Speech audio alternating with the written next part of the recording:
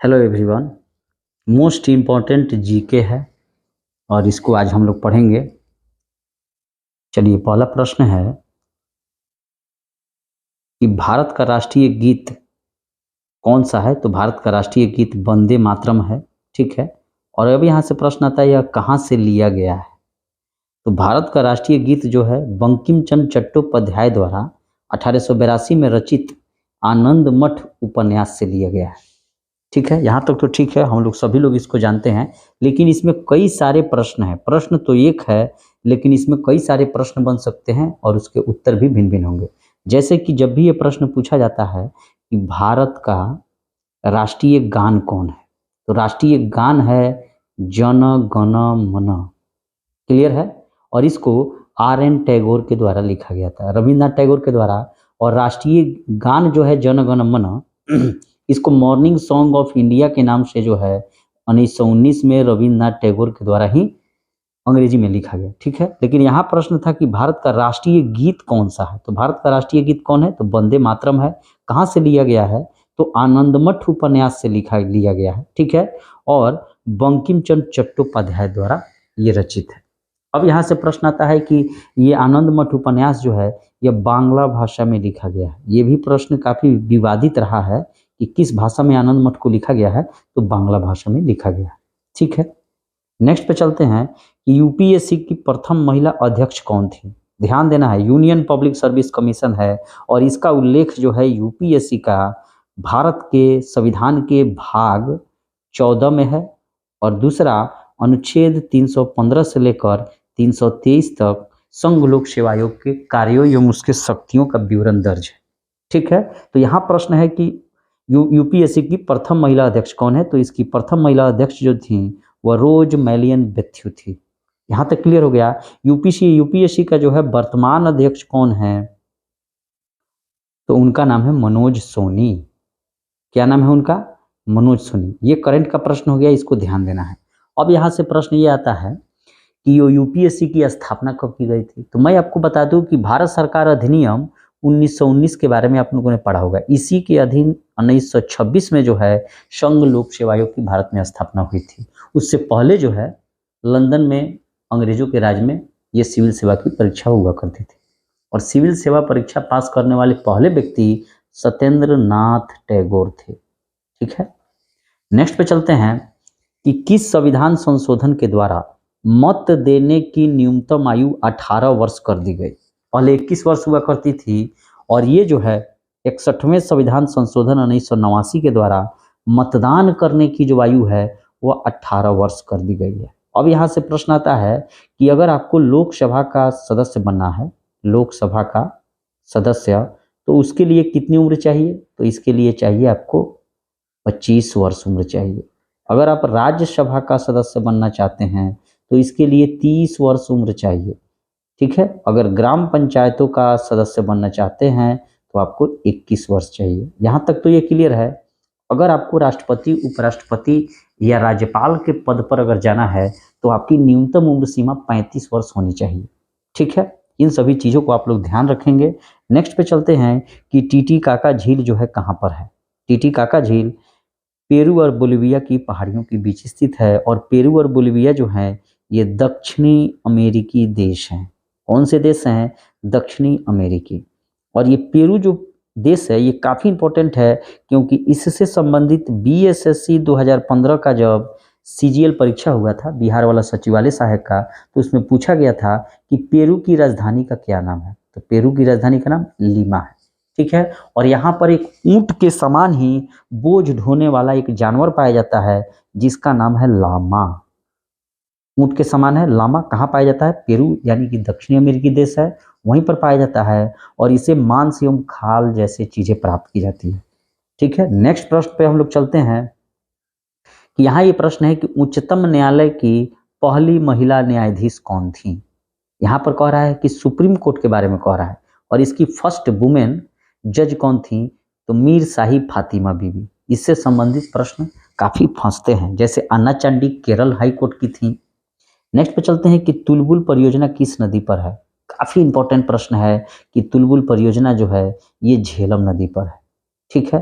कहाँ है? जम्मू कश्मीर में होगा। और ये जितनी भी परियोजनाएं हैं इस पर भारत एवं पाकिस्तान के बीच जो है विवाद रहता है। क्लियर है? अब यहाँ से प्रश्न एक आता है कि आपने नाम सुना होगा गंधार का। गंधार, जहाँ पर तक्षशिला जैसे विश्वविद्यालय स्थित होते थे, यही वो तक्षशिला यानी कि गंधार है। और ये गंधार जो है सिंधु और झेलम नदियों के बीच स्थित था। ये प्रश्न काफी बार पूछा गया है कि गंधार कहाँ है, तो सिंधु एवं झेलम के बीच। इसी गंधार पर जो है तक्षशिला यानी कि गंधार के राजा आंभिक राजा थे, ठीक है, जो चंद्रगुप्त मौर्य के समकालीन थे। और यही आंभिक राजकुमार ने जो है सिकंदर जो आया था भारत पर आक्रमण करने, उसको जो है ये क्या किया था, शरण दिया था। यानी कि आंभिक राजा जो गंधार का था उसी के शरण से सिकंदर ने भारत पर पोरस पर भी आक्रमण किया था। बाद में इसी गंधार को चंद्रगुप्त मौर्य ने जीता और नंद वंश के अंतिम शासक धनानंद को हराकर पाटलिपुत्र पर जो है मौर्य वंश की स्थापना की। और मौर्यों का प्रतीक चिन्ह क्या था, मोर। ठीक है, नेक्स्ट पे चलते हैं कि प्रथम भारतीय डाक टिकट कब और कहाँ छापा जाता था। यहाँ से एक प्रश्न और देखना है कि ये जितने भी जम्मू कश्मीर में जो हिमानी जो नदियां हैं या झीलें हैं उनके द्वारा अपर्दित जो मिट्टी होती है उसको कहा जाता है करेवा। और इस करेवा मिट्टी में जो है अंगूर, सेव, केसर जैसे फसलों की काफी अच्छी खेती होती है। तो ये करेवा से संबंधित प्रश्न बीपीएससी में पूछा हुआ था। ठीक है, नेक्स्ट पे चलते हैं कि भारत में प्रथम डाक टिकट कब और कहाँ छापा गया। तो भारत में प्रथम डाक टिकट जो है जुलाई 1854 में कलकत्ता में छापा गया था। ठीक है, क्लियर है। और उस समय गवर्नर जनरल लॉर्ड डलहौजी था। ठीक है, इसी के समय में रेल डाक तार जैसी सेवाएं बहाल की गई थी। और लॉर्ड डलहौजी जो है डॉक्ट्रिन ऑफ लैप्स से संबंधित है, यानी कि राज्य हड़प नीति, जिसके अपने जो इस राजा के अपने बच्चे स्वयं के नहीं होते थे, गोद लिए होते थे, उस राज्य को यह हड़प लेता था। नेक्स्ट पे चलते हैं कि विश्व में ऐसी कौन सी झील है जो प्रत्येक 12 वर्ष बाद मीठे व खारे जल में परिवर्तित होती रहती है। तो इसका उत्तर होगा तिब्बत की उरुतोसो झील, जो प्रत्येक 12 वर्ष बाद जो है माने मीठे एवं पहले मीठा होता होगा, बाद में खारा, फिर खारे से मीठा। आपको बता दें कि तिब्बत का मानसरोवर एक झील है, मानसरोवर। और यहीं से जो है भारत की 3 पूर्ववर्ती नदियां, यानी कि हिमालय से पहले की नदी या हिमालय पार की नदियां उसे कहते हैं, उसका ट्रिक है बसीस। ब से हो जाएगा ब्रह्मपुत्र, और सी से हो जाएगा सिंधु, और स से हो जाएगा सतलज। ये तीनों नदियां जो हैं वह हिमालय की पूर्ववर्ती नदियां हैं। और ये मानसरोवर झील से इसकी उत्पत्ति होती है। यही वह ब्रह्मपुत्र है जिसको तिब्बत में यरलुंग जंगबो या सांगपो नदी कहा जाता है, और असम में दिहांग कहा जाता है। और जब ये बांग्लादेश में पहुंचती है तो इसको जमुना कहा जाता है। ठीक है, और गंगा नदी को पद्मा कहा जाता है। जब दोनों मिलती है तो संयुक्त धारा को क्या बोलते हैं, मेघना कहते हैं, और ये जाके सुंदरवन में डेल्टा बनाती है। ठीक है, नेक्स्ट पे चलते हैं। लेकिन डॉक्टर भीमराव अंबेडकर का जन्म कहाँ हुआ था, तो महू मध्य प्रदेश में हुआ था। डॉक्टर भीमराव अंबेडकर को भारतीय संविधान का पिता भी कहा जाता है, the father of Indian constitution. और साथ ही स्वतंत्र श्रमिक पार्टी की भी स्थापना भीमराव अंबेडकर के द्वारा की गई थी, ये चीज आप जानते हैं। साथ ही द्वितीय राउंड टेबल जो सम्मेलन हुआ था 1931 में, उसमें भी भीमराव अंबेडकर तीनों में भाग लिए थे। सिर्फ द्वितीय में जो है वे महात्मा गांधी भाग लिए थे भारतीय राष्ट्रीय कांग्रेस की तरफ से। नेक्स्ट पे चलते हैं कि भारत में सर्वाधिक वर्षा वाला स्थान मानसी राम किस राज्य में स्थित है, तो ये मेघालय में है। विश्व में सबसे ज्यादा वर्षा यहीं पर होती है। और ऐसा क्यों होता है, क्योंकि यहाँ पर गारो, खासी और जयंतिया की पहाड़ियां स्थित है। और ये तीनों पहाड़ी जो है ये कीप के आकार में है। जब हवाएं इसके अंदर जाती हैं तो फंस जाती हैं और काफी वर्षा कराती हैं। इसलिए विश्व में सर्वाधिक वर्षा वाला स्थान मानसीराम मेघालय में है। और साथ ही अगर ये पूछा जाए कि सबसे कम वर्षा वाला स्थान कौन है, तो लेह कहाँ है, लद्दाख में है। क्लियर है, श्वेत मरुस्थल भी लद्दाख में है, यानी कि बर्फ का पहाड़। क्लियर है। नेक्स्ट पे चलते हैं कि भारतीय संविधान सभा ने राष्ट्रीय ध्वज के डिजाइन को कब स्वीकृति प्रदान की थी। ऐसे प्रश्न डेट के साथ पूछे जाते हैं। तो इसका उत्तर होगा 22 जुलाई 1947 को जो है भारतीय संविधान सभा ने राष्ट्रीय ध्वज के डिजाइन को स्वीकृत किया था। अब यहाँ से प्रश्न आता है कि राष्ट्रीय ध्वज का डिजाइन किसने बनाया था, तो उनका नाम था पिंगाली वेंकैया, पिंगाली वेंकैया ने राष्ट्रीय ध्वज का डिजाइन बनाया था और इसका जो होता है 3:2 में लंबाई और चौड़ाई होती है। यहाँ तक क्लियर है, ठीक है। अब इससे प्रश्न एक और आता है कि एक हुआ था सन 1907 में जर्मनी के स्टुटगार्ड में जो है मैडम भीखा जी कामा के द्वारा तिरंगा झंडा को फहराया था, क्योंकि वहां पर कांग्रेस का राष्ट्रीय अधिवेशन हो रहा था, विश्व कांग्रेस का, और इसी कारण जो है मैडम भीखा जी कामा को भारतीय क्रांतिकारियों की माता कहा जाता है। और साथ ही लंदन में जो है सन 1905 में ईस्ट इंडिया एसोसिएशन की स्थापना जो है, इंडियन ईस्ट इंडिया एसोसिएशन की स्थापना, क्या नाम है उनका, श्यामजी कृष्ण वर्मा के द्वारा किया गया, तो इसलिए श्यामजी कृष्ण वर्मा को क्रांतिकारियों का पिता भी कहा जाता है। नेक्स्ट चलते हैं कि प्रसिद्ध कोहिनूर हीरा कहाँ से प्राप्त हुआ।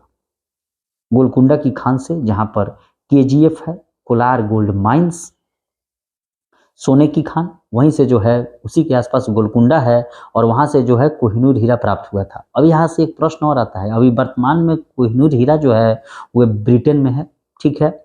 और महाराजा रणजीत सिंह ने जो है कोहिनूर हीरा किससे प्राप्त किया था, जो पंजाब के सिख राज्य के संस्थापक थे उसको प्राप्त किया था उन्होंने शाह शुजा से।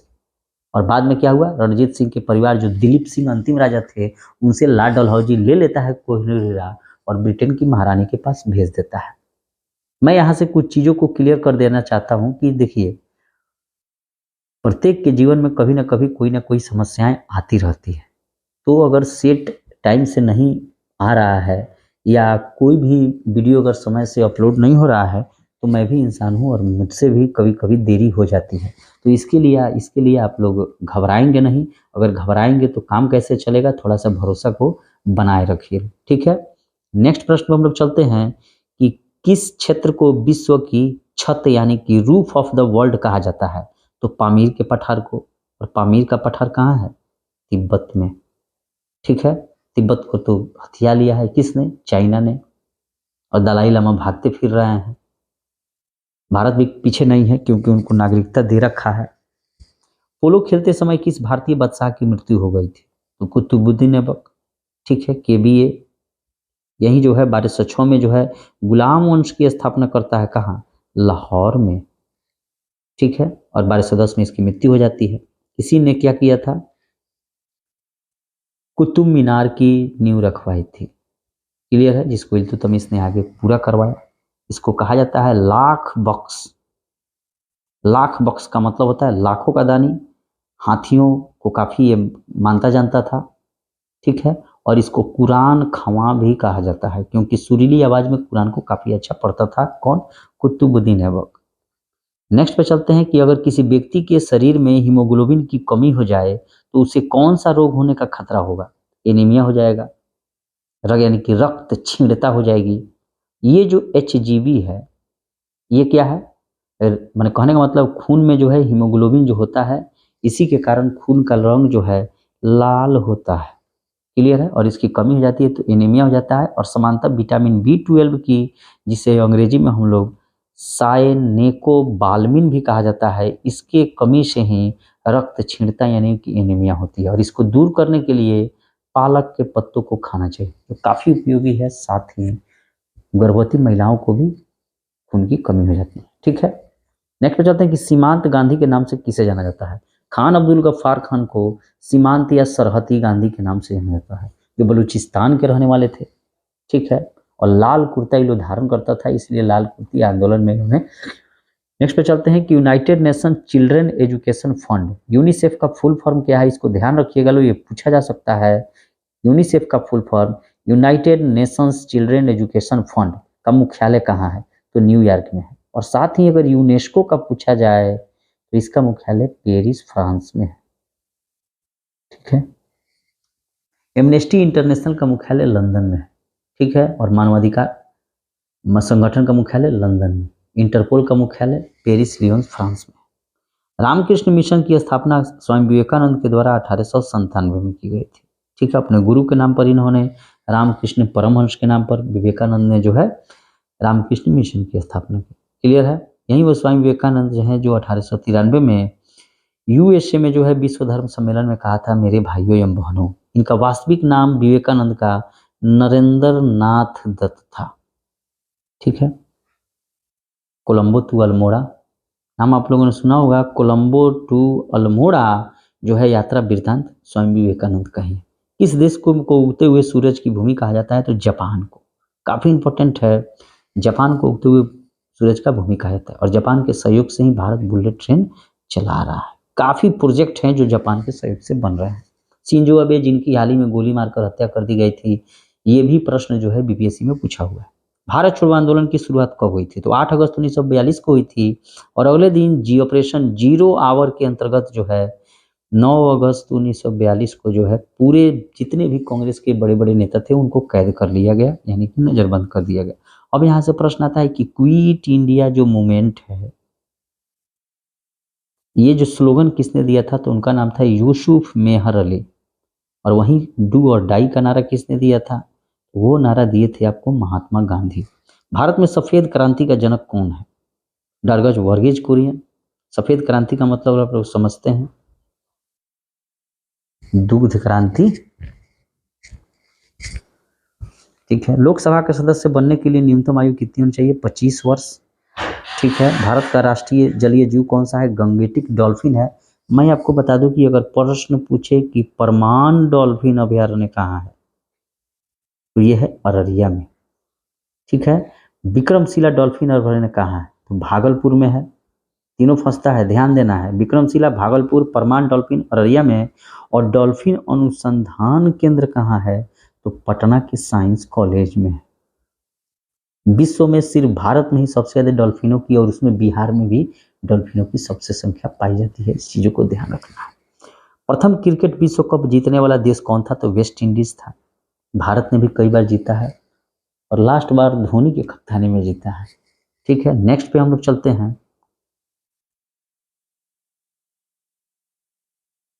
यहाँ प्रश्न है कि राज्यों में संवैधानिक तंत्र। खूब ध्यान से प्रश्नों को पढ़ना है। ये नहीं समझना है कि कौन से सेट आसान है और कौन सा भारी है। कभी कभी आसान प्रश्नों को दोहराव न होने के कारण ही गलती होती है और हमारे रिजल्ट नहीं बन पाता है। इसलिए नए प्रश्नों पर ज़्यादा ध्यान देने से ज़्यादा ये अच्छा है कि पुराने जितने भी इजी प्रश्न है वो तो गलती ना हो। ठीक है। तो राज्यों में संवैधानिक तंत्र कह रहा है विफल होने पर राष्ट्रपति शासन किस अनुच्छेद के आधार पर लगाया जाता है? देखिए, यहाँ राज्य में संवैधानिक तंत्र विफल हो जाएगा तो राष्ट्रपति शासन लग जाएगा। तो राष्ट्रपति शासन का मतलब होता है राज्य आपातकाल। ठीक है। और ये अनुच्छेद 356 का होता है। और इसमें राष्ट्रपति का जो मेन केंद्र का अभिकर्ता होता है वो राज्यपाल जो है राष्ट्रपति के दिशा निर्देशों के अनुसार कार्य करता है।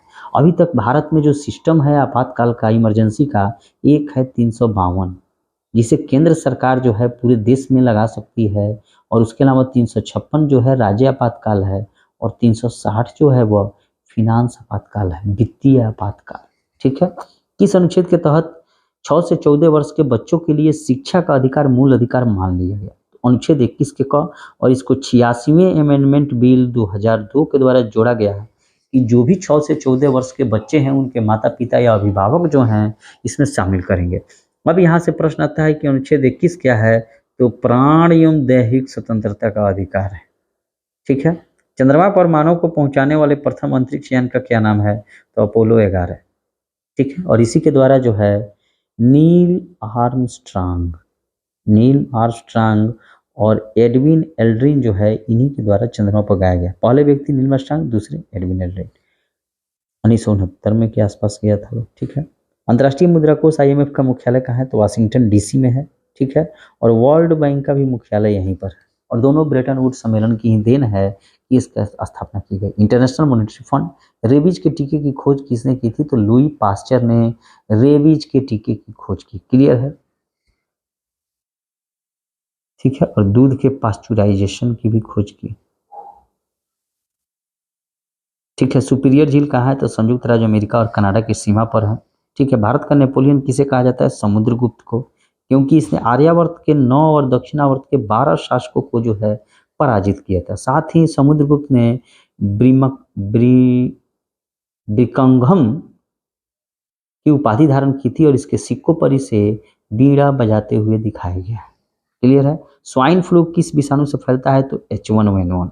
स्वाइन फ्लू, यहाँ ध्यान देना है, स्वाइन फ्लू जो है H1N1 और साथ ही अगर बर्ड फ्लू कहा जाए तो H5N1 होगा। इन चीज़ों पर काफ़ी आप लोगों को ध्यान देना है। विश्व स्वास्थ्य संगठन कहाँ स्थित है? तो जेनेवा स्विट्जरलैंड में है। WHO world health organization. और भारत की स्वतंत्रता के बाद पहली स्वास्थ्य मंत्री, महिला स्वास्थ्य मंत्री यहाँ है। भारत पाकिस्तान की सीमा रेखा को किस नाम से जाता है? Red Cliff. और वहीं भारत चाइना, माइक मोहन। भारत ने अपना पहला परमाणु परीक्षण कब और कहाँ किया था? तो 14 मई 1974 को पोखरण राजस्थान में किया था, वहीं पर करता ही है। और विश्व का सबसे ऊंचा पठार कौन सा है? तो तिब्बत का पामीर वाला पठार, जिसे रूट टॉप ऑफ वर्ल्ड कहा जाता है। किस भारतीय नेता को भारत का लौह पुरुष कहा जाता है? सो सरदार वल्लभ भाई पटेल को जो है लौह पुरुष कहा जाता है। देश के प्रथम गृह मंत्री और साथ ही डिप्टी प्राइम मिनिस्टर भी ये थे। क्लियर है? इन्हीं की देन है कि जितने भी रियासत बटे हुए थे भारत के, उन सभी को इन्होंने मिलाया। इस प्रकार ये हमारा जो है मोस्ट इम्पॉर्टेंट जो सेट हैं, मोस्ट इम्पॉर्टेंट जीके, इसका मैं सीरीज लेकर आया हूँ और इसमें काफ़ी अच्छे अच्छे प्रश्न शामिल हैं और इस पर चर्चाएं हो रही हैं। आपको कैसा लगा कमेंट सेक्शन में ज़रूर कमेंट करें। और साथ ही बता दूं कि थोड़ा सा ज़्यादा आप लोग घबराइए नहीं, लाइव क्लास जो है प्रेजेंटेशन का चलेगा, जिसमें दरोगा, बिहार दरोगा को टारगेट किया जाएगा और साथ ही बीपीएससी को भी टारगेट किया जाएगा। और इसका डेली प्रैक्टिस सेट चलेगा, 2 सेट चलेगा। घबराने से नहीं होता है, क्योंकि मैं भी एक इंसान हूँ और मुझे भी कुछ समय मैंने चाहिए। और कहने का मतलब है कि हर किसी के जीवन में कुछ ना कुछ समस्याएं आती है, तो अगर समय से प्रैक्टिस सेट जो है उसका वीडियो अपलोड नहीं हो पा रहा है तो कृपया आप लोग मुझे क्षमा करेंगे। मैं पूरा प्रयास करूंगा कि मतलब आप लोगों को कभी भी अकाज नहीं होगा, मतलब क्या बोलते हैं उसको, देरी नहीं होगी। और डेली 2 सेट प्रैक्टिस का आपको मिलेगा। ठीक है, भरोसा बनाए रखिए। मिलते हैं एक नए वीडियो में, तब तक के लिए थैंक यू। और इसका पीडीएफ मैं टेलीग्राम ग्रुप पर डाल दूंगा, आप लोग टीआरसी बेतिया के टेलीग्राम ग्रुप को सब्सक्राइब कर लीजिए। Thank you.